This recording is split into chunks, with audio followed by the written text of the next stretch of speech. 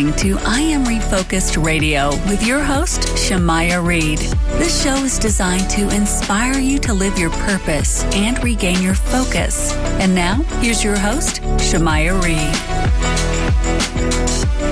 Hey, welcome to I Am Refocused Radio. We are here once again, and you know what time it is. We have another show. We have another guest. Today, we have the honor of talking to our guest, Lisa Sugarman. She has a website that you can go to. It's lisasugarman.com. She is a author. She is a nationally syndicated columnist, and she is going to share her story with us today, everything about what she's been through. And today's topics is probably going to be various topics, but the focus will be definitely the topic of suicide, grief, mental health.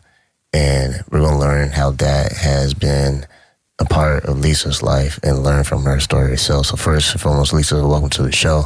How are you doing today? Oh, thanks for having me. I'm doing great. I'm doing really well. I'm just happy to be here and be able to chat a little bit. Appreciate your time. So I kind of said in the intro of you being an author, columnist, and you're a crisis counselor with the Trevor Project. Before we dive into a lot of stuff you do, kind of tell the audience a little bit about yourself and how you got to do what you're doing right now. Yeah, sure. So I've been a writer forever. I'm here just north of Boston, been here all my life, writing in lots of different ways here on the East Coast. And I was a parenting author for about a dozen years, wrote a bunch of parenting books, was on a lot of parenting platforms just talking about, raising kids and that work-life balance. And then I had a situation in my life that kind of exploded and put me on a different path. So I lost my dad when I was 10. And the story that I was given was that he had died of a heart attack. And I went along, lived my life, another 35 years. And when I was 45, I learned that my dad did not die by a heart attack. He actually died by suicide. He took his own life. And it just completely gutted me. It opened up just a completely different wound than his death had left from, losing him when I was 10. And it just kind of put me on a different path. And it just got me so curious about mental health from a different standpoint, understanding kind of what puts somebody in that mental place of wanting to take their life, and just really trying to understand. And that need to understand just kind of morphed into wanting to make an impact and to do something for that mental health community and to somehow be able to be of service. So I became a crisis counselor and started sharing my story. And from there started writing different outlets, writing all about the story and kind of the impact that grief and loss has had on me. And ultimately trained to be a crisis counselor with the Trevor Project. And so that's kind of what I'm doing now. And that's what I've been doing. I'm just kind of immersed in that world, just kind of trying to pay it forward and help other people not make the same decision my dad made. When you said that you found out years later the truth of what happened with your father, what was it, as far as, if you don't mind asking, you can skip this if it's too personal. No, anything. Ask me anything. But what was it that brought the awareness of this to be told to you that this actually what happened? What was it, your mom? How did you find out that, okay, this is not exactly what happened with your dad, this is what actually happened? Yeah, it wasn't exactly my mom. Ultimately, it was my mom who told me, but kind of that inception point was just a random conversation. I wish you could say it was like some dramatic event, that I found some recordings or writings, or it wasn't like that. It didn't happen for me like that. I was just eating lunch with my husband at a restaurant, sitting outside in my hometown, and my cousin walked by. We hadn't seen each other in a bunch of years, and we just started talking, catching up. And at that time, my girls so we have 2 grown daughters now, and at the time they were like tweens. They were like probably between like 10 and 13. And my cousin asked me about my kids and how were they, and out of nowhere, she just asked me if they had the same kind of depression and mental illness that my father had. And I didn't know what the hell she was talking about. It was a complete shock to me. I knew that he had been under a lot of stress, like professional stress, but I didn't know that it extended beyond that. And so after that conversation, I had a kind of a follow-up conversation, not really intentionally, but my mom and I talk every day, and we happened to be together. And I asked her if my dad had been depressed, and I had never asked her that before. And she said yes. And then before I even knew the words were out of my mouth, I asked her if he had taken his life, and she said yes. And it just changed everything just in that one moment. So that was how I discovered the whole truth. And did that kind of bring you and your mom closer together, about the same, or did it cause any friction? Well, it definitely did not cause any friction. I mean, the only thing, I wouldn't call it friction.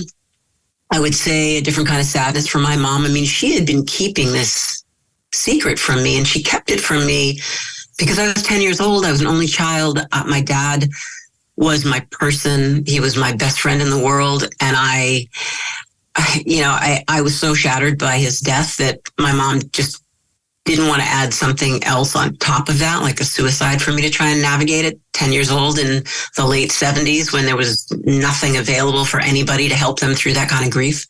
So she was just really especially sad that it came out, because she just didn't want to hurt me again, didn't want me to have to relive all that again. But I mean, my mom and I are unbelievably close. I mean, she's my best friend in the world, is to this day. We talk at least once a day. And, you know, it definitely brought us closer on so many levels. But I think the thing that I'm most grateful for, I'm grateful that I know the truth for sure. But I'm grateful that she knows that I know that truth, because that's a heavy, hard, almost impossible thing to carry with you all alone on your own for 35 years. And she didn't tell anyone. She didn't go to therapy. There was no one that she talked to about it. So to be able to have those conversations with her and be able to have her kind of express her feelings and her grief and talk about that story with me, I'm grateful for that, because she held it for an awfully long time. When you had that discussion with your mom, was it at that moment you decided that you wanted to be involved into this mental health conversation, becoming an advocate and doing the things, like I said earlier in the intro, of you being a crisis counselor with the Trevor Project, and also the National Alliance on Mental Illness? What kind of started the ball rolling for you to start getting involved and bring not just awareness, but I guess more clarity on these types of situations?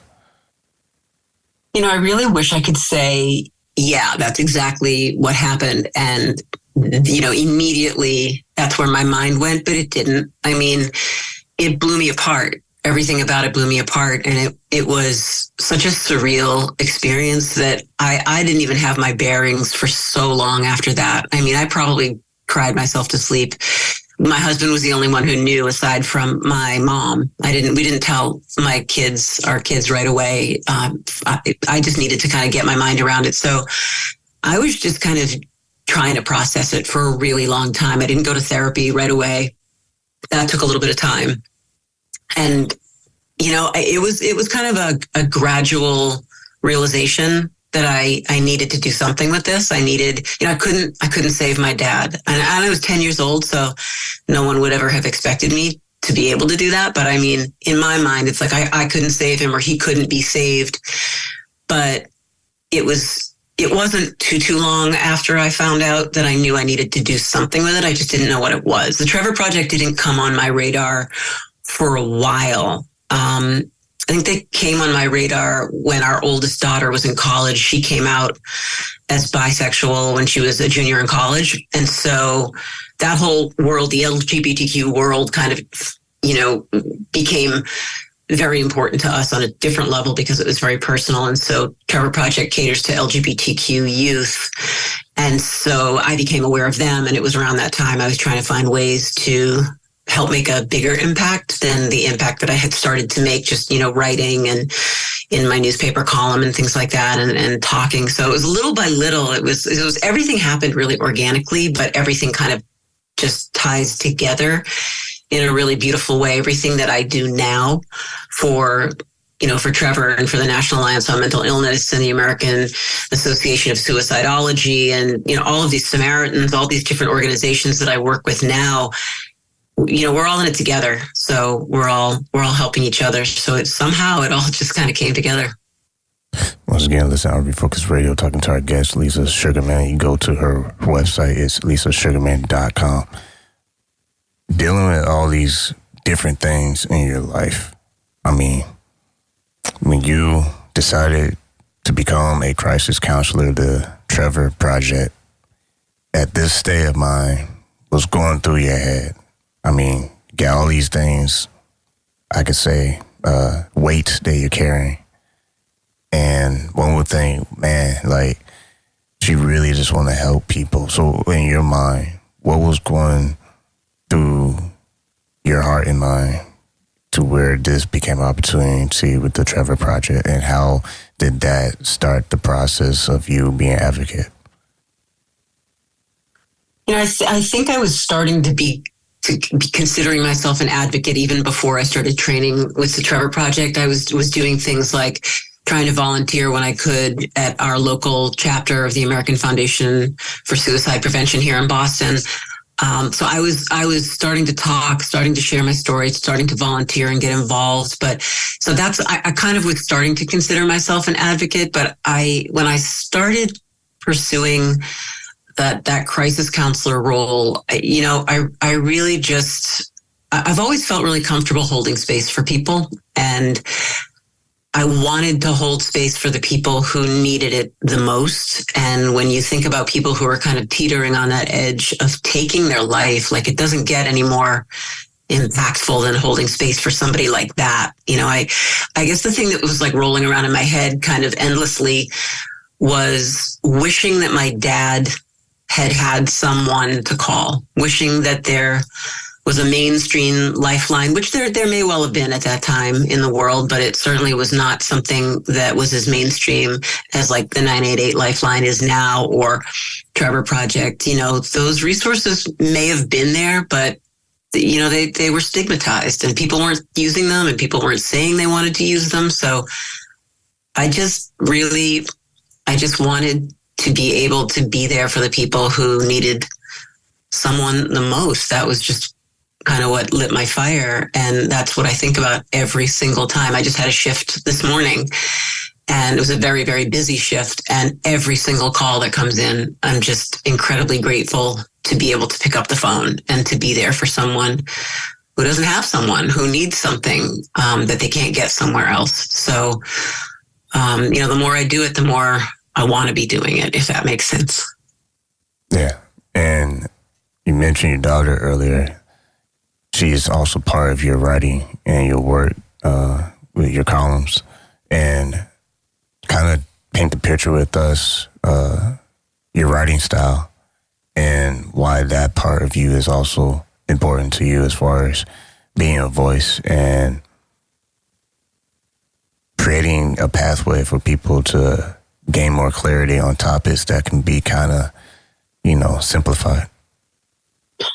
My kids would probably argue that my columns were a pain in their ass because I used to talk about them all the time, and it drove them insane. But as they got older, they grew to appreciate it a lot more. My style, my writing style, whether I'm writing a column or whether I'm writing a book, it's the same. It's conversational. It's what you and I are doing now. There's no real great science to it. There's, I kind of have my own arc that I go through in terms of like where I start and how I like to finish and that sort of thing. But I mean, it's relatable stuff. It's the stuff that, more or less in one way or another, I'm probably going through the same kind of thing that you're going through. Like if you're a parent, or, if you're married and you've got a family, if you, if you work full time and you're trying to balance your work life and your family life, like all of those things, like I'm just writing about the stuff that I'm experiencing, whether it be now it's mental health related stuff. And the daughter that you're talking about, my oldest has had her own issues with mental illness and, you know, some depression and anxiety, and has gone for therapy, and it has been extremely life-changing for her. She just did such incredible work on herself. And so, you know, I'm writing for parents who are dealing with kids who are going through crisis or whatever it might be that's happening in your life. Chances are some version of it maybe happened in mine. So that's what I write about. And it's, you know, it's kind of like all these years worth of writing columns. It's almost like a living diary in a way, because it's all anecdotal. It's all first person. It's all my life, my stories, or my experiences. I have a lot of lived experience. Unfortunately, I've got a lot of lived experience with grief and loss. It didn't just start with my dad. My cousin took his life a year before my dad did. So in 1977. And so like that was the first time I had an experience, and been living with that stuff all my life. So I like to put it out there just so people know they're not alone. Talking to Lisa Sugarman, and when you look at life now, today, you've been through a lot of things. When it comes to pain can hit every home at any time without notice. How have you been able to deal with pain and continue to still be productive and be an advocate and write and shine light to areas that a lot of people don't always understand from afar off? You know, I mean, like I said, I've had a lot of lived experience with grief and with loss. I mean, just lost, you know, three people in my life, close people, and my dad included, to suicide alone, aside from lots of other types of loss. And so it's always there. It's under the surface. Sometimes it's more intense than others. And I guess the way I personally have learned how to deal with it is just I talk about it. I write about it. I sit in it a lot. I sit in it when I have to. I'm a really emotional person by nature. I kind of wear everything, all the good and all the bad. I kind of wear it all over me for everybody to see all the time. Not to say that I'm like, you know, in the supermarket pushing a carriage in tears, but, you know, I wear everything on the outside. And so people always know where they stand and like what I'm going through usually. And so I don't push it away. I may have at one point in my life when I was younger, because it was, you know, you don't have the coping mechanisms that you have when you're older. So I'm sure I did a bunch of that when I was younger, not knowing how to cope. But as an adult, I am what I am when I am that thing. If I'm upset, if I'm sad, if I'm grieving my dad or someone else I've lost, like I'm just kind of putting it out there. And I really encourage everyone else to do it too. That's kind of a theme that runs through everything I put out there. Like, be vulnerable. Let yourself be vulnerable with yourself and be vulnerable with the world around you. Because if you're not, then nobody truly knows what you need, right? Yeah, right. And speaking of that, were there any support groups or any programs with other people who were going through their own thing where you were able to connect with? And if not, was some of the things that you try to focus on to not, you know, stay in an endless cycle of grief? You know, I mean, I didn't go to any support groups. My mom, when my dad passed away originally, my mother went to some support groups for widows and widowers for a short time. And that was something that she had done. I had never done anything like that before. I had been in therapy, had gone to therapy when I was probably in my early 20s, you know, to talk about my dad and that loss and college and all the other things I was going through at the time. And then I took a big break from therapy. I never did any other groups until actually very recently, ironically. I went back into therapy about 1.5 years ago because I really felt like I needed a place, as much of a support as I have in my husband and my kids and my family. You know, we always can benefit from somebody else's perspective, especially when it's kind of a neutral perspective, like a therapist. And so that's been life-changing for me, the work I've done with her.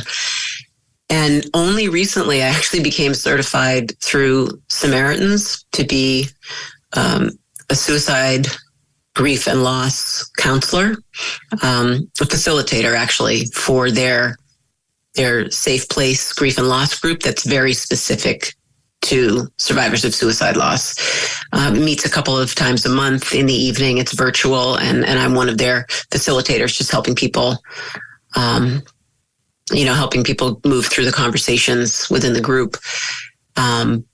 But before I got involved with that group, I had never attended anything like that. And so I started with them kind of as a participant before I became a facilitator. And it's just, if you've never done it, it's a hard but really incredibly cathartic thing to do, or at least it was for me, just to be in a room with other people who understand the same kind of grief. So those are kind of the ways that I cope. And I do a ton of journaling. I mean, I write for a living, but I also write for myself. It's a practice that I'm really faithful to every day. So that's another way that I kind of manage the stuff that's in my head. I put it in a place that's just for me. And I have a really strong meditation and yoga practice that's a part of, like, every morning. I get up super early, 5 o'clock in the morning, and have that quiet time just for myself to kind of get my head right and be in some stillness and set my intentions. And those are my ways. You know, everybody has different ways, but those are the ways that work for me. On your website, you have a list of resources for mental health. And for those, I mean, it's interesting because there are those who we may see that might be suffering from it, so we try to point them to that. But if we're true to ourselves, sometimes we can be in a situation of mental health that needs to be checked on, or, evaluated. What would you say, like, listener, what was some signs that a listener would say, you know what, it's probably a good time to reach out for help?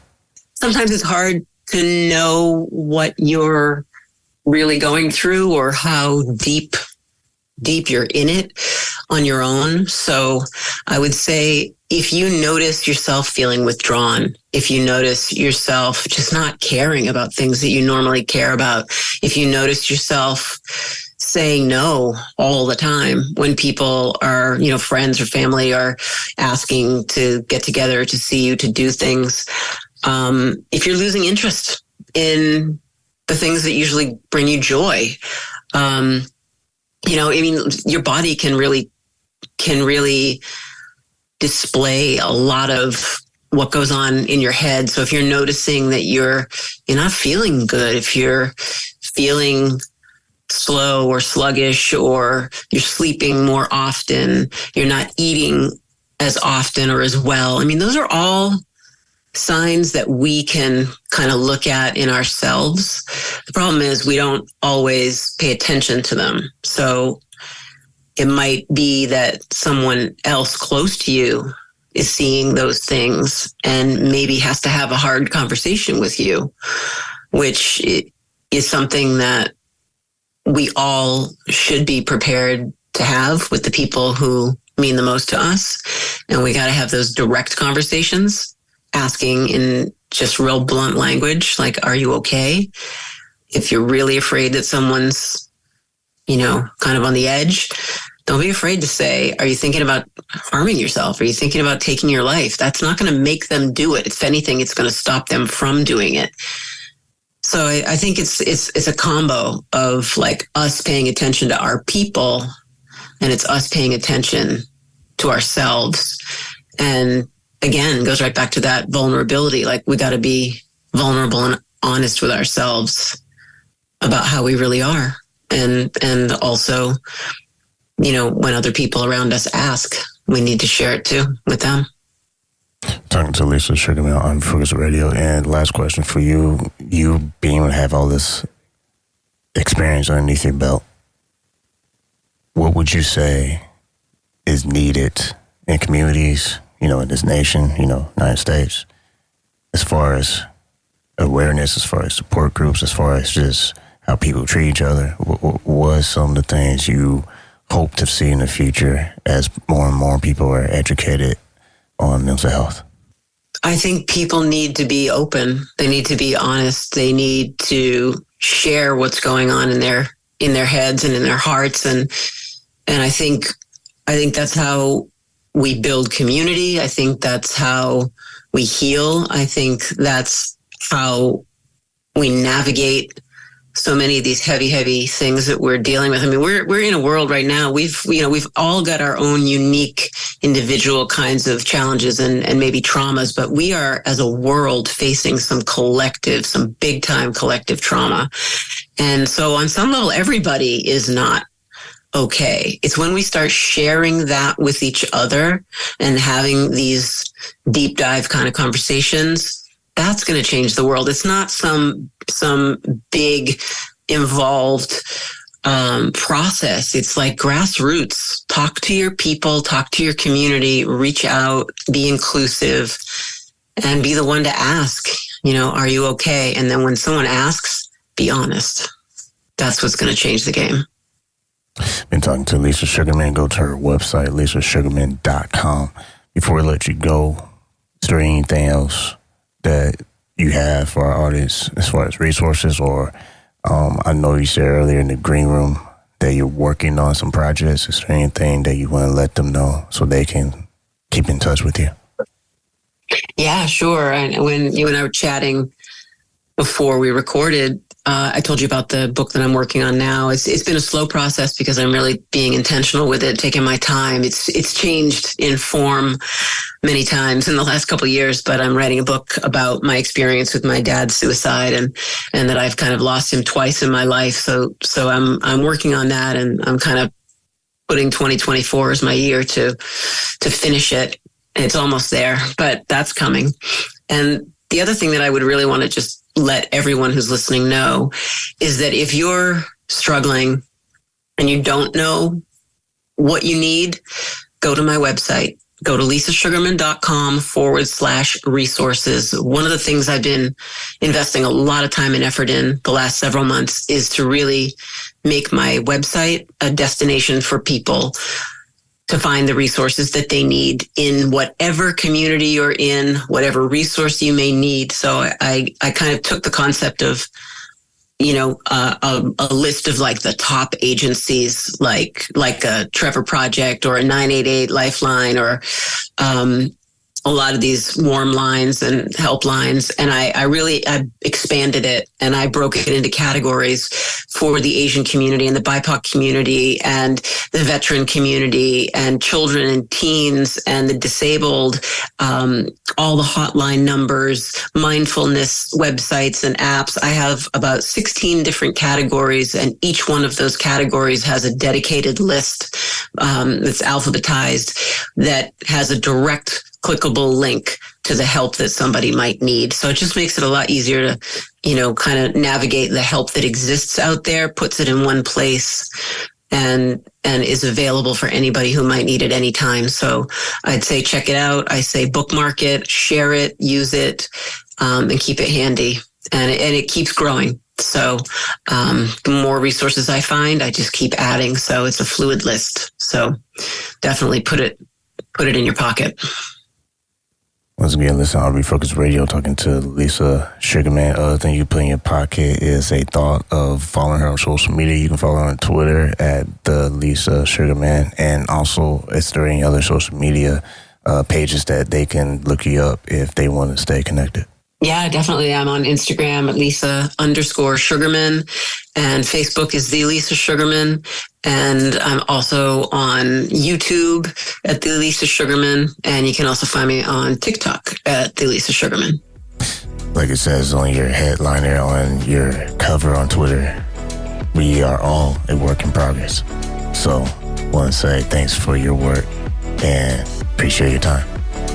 Hey, thanks for having me. I appreciate it.